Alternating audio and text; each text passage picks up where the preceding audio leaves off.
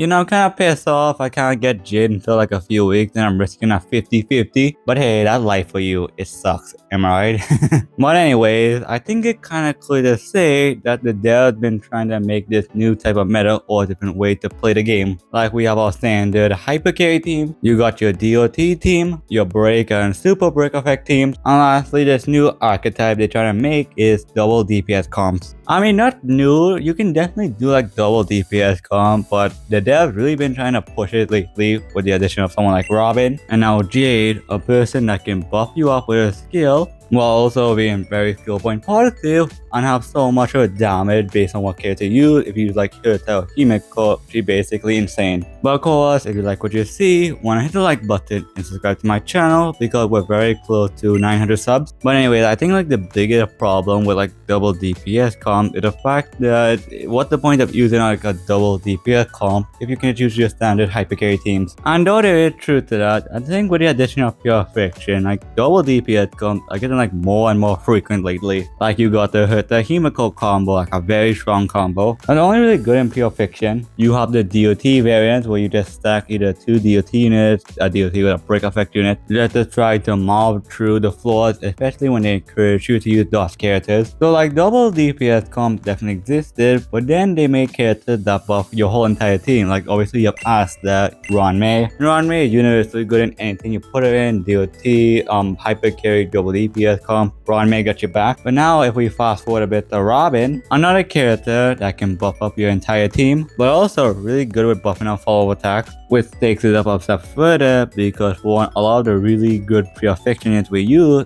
a follow attack, being Himeko, Hirta, Jinyuan, and these teams do perform well, especially in purefiction because for how much time you can get these follow attacks active. But I think with the addition of Jade, it actually really helped like the double DPS comps that does follow attacks, because Jade as a character on paper seems weird because she's like a sub DPS that can buff you up, very skill point positive, and all her damage depend on how much hit the person apply with Jade's skill does. And with a character like Hirta Himeko, this is honestly insane. And like Jade is like one of the first characters they actually made with a design that's gonna be like a sub DPS. That also buffs like your main carry, so pair that up with someone like Robin or Ron May, you essentially getting like the hyper carry value, but also with a double DPS comp switch with Jade, which I can definitely say does help a lot because there's like so much things happening now because you get all the buff from Robin, you get Jade buff and Jade personal damage as well, and then you are like your main carry to this equation. Like there's a lot of stuff going on. Like as I said, they definitely trying to push double DPS comp, but the problem with double DPS comp, it's only really good in purefiction because outside of that in MOC and apocalyptic shadow, it kind of meh unless using like the Robin Topaz variant with someone like Jinyuan or Himeko, which does work, but at the same time it's much better to use those characters in purefiction. But most definitely in purefiction, like double DPS